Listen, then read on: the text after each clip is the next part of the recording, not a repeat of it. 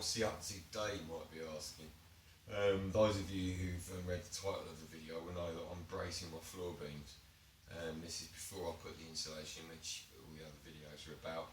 I'm doing this because eventually this is going to be tiles on this floor.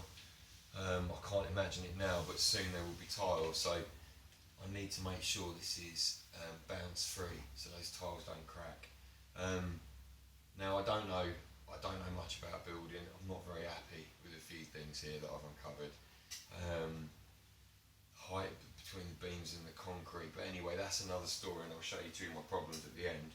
But the bracing, from what I've read, from what I've been told, all I'm doing is I'm using, now ideally, from what I understand, you want bracing to be the same depth as your floor beams, because it stops them moving this way, basically. And that's what gives them flex. So obviously having it braced at the top and the bottom all the way through is what you should do. Now I obviously want to keep some air underneath it and some room for insulation to go over the top and for my underfloor heating pipes to go over the top. So I've got slightly shorter wood. I've used some free stuff from B&Q, I've used some of the old stud walling. Don't know if it's right or not, I'm sure it's going to be fine. So all I'm doing is I'm using the circular saw, well, measuring the gaps, using my tape measure. I'm then marking that out on my wood with my pencil and my square to make sure that's all kosher. Then I'm using the circular saw with my fancy hoover, which I've shown you before, to cut that wood, and then I'm laying that wood in staggered. And that staggering is just so that I can screw into either end of the brace. You could probably stick a nail through the top. You know, it's what hill you want to die on, isn't it, basically? That's what it's all about. It's bracing the floors.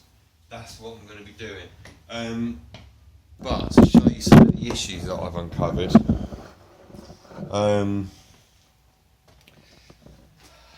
bad beam. Look at the good beam. Ooh, look at its luster. Look at its golden luster. Oh, the dead beam. I don't know, this just doesn't seem right to me. None of this stacks up.